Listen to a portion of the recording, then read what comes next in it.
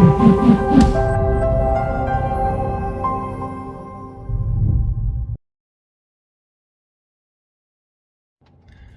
real estate nerds, this is Alex Yoder with Pro Tip Tuesday, my favorite day of the week. And today I want to talk about HB25-1249. 25 stands for 2025, 1249 is the bill number. This bill goes into effect as of the 1st of January of next year. So that would be 1/1 of 26. So 1/1 of 26 here in the state of Colorado only. So there are 6 points in this particular bill that I'd like to highlight. This bill is, the formal title of this bill is Security deposit submitted to, security deposit submitted to landlords for residential tenants. So it's all about deposits, generally speaking. And so we're going to go through these 6 points very quickly. I'll likely do a video on at least one of these points on a later date so that you guys have some additional clarity, but we are still seeking some of that clarity as we speak. As always, talk with your attorney, read the bill, grab a highlighter.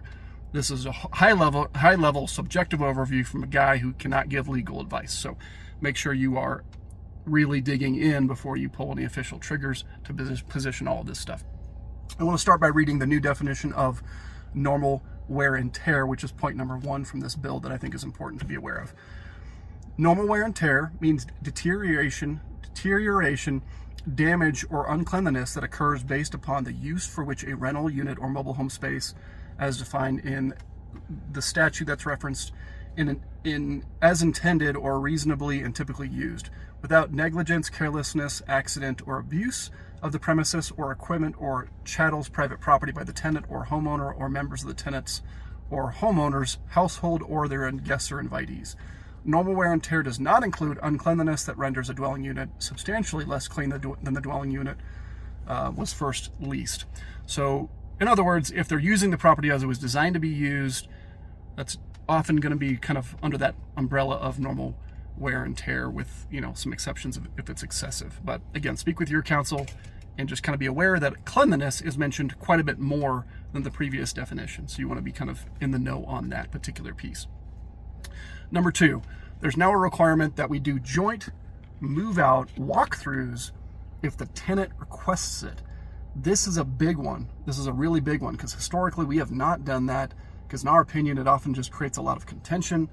We're not able to on the spot evaluate what will or will not represent a charge, because evaluating all that stuff and looking at move-in, move-out photos and notes is a complicated, time-consuming process. So not sure what this really stands to accomplish, other than maybe making the tenant feel a little bit heard if they want to convey things that they are concerned about being charged for or something. So we still are not sure exactly how to do this correctly or position this here for the 1st of January of next year, but we will again hopefully do a video that clarifies.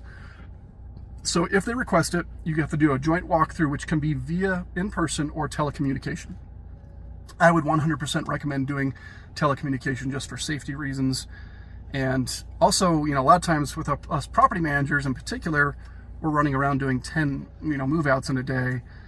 I don't know exactly when I'm going to finish the previous one and I'm going to start the next one. So I'd probably figure out some way to do a telecommunication, maybe via Zoom or some kind of app like that, on a separate day after the tenant has moved their furniture, but before the end of the lease, which is the requirement in the bill. So they have to have moved their furniture out, but it has to be before the end of the lease on a date and time that's mutually convenient to both parties, basically. So just know you'll have to do that if it is requested. Is it enforceable? How long does it have to be?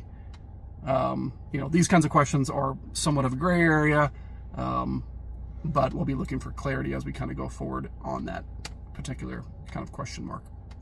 But you definitely want to put it in writing and keep it on file so you can show proof that you obliged and legally followed that requirement. Number 3, the life of carpet is now officially 10 years. There was a lot of ambiguity previously. Some were doing 7, some were doing 10, some were doing more, depending on the quality of the carpet. The ambiguity is gone. Carpet, as of the 1st of January 2026, has a 10-year life. Number 4, and this is a good one, I personally think, it requires that, or it allows for us to email a deposit reconciliation. And if the tenant consents, we can also EFT the deposit funds. I think this is a win for both landlord and tenant. It's nice to be able to do that, instead of having to mail it, as long as the tenant agrees to it. And I think it's a good thing, personally.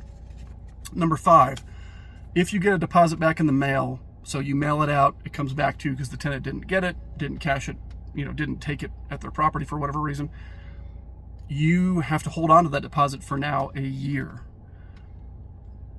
There are some people that are saying maybe don't put a return address on there so you're not binding yourself to more deadlines that you have to track, because it's becoming insane to keep up with all this stuff. And then if the tenant contacts you and says, I don't get it, you just cancel the check and reissue. But again, speak with your counsel on how best to set that up, because you will now be required to hold on to that for a year if you get it back in the mail.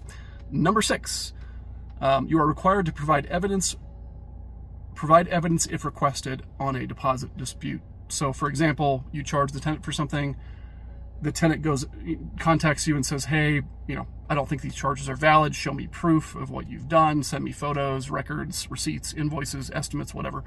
You are now required to provide that if the tenant requests it. Now, I don't know why you previously wouldn't have given them that stuff, but you are now required to. So hopefully this was helpful. We'll see you next week.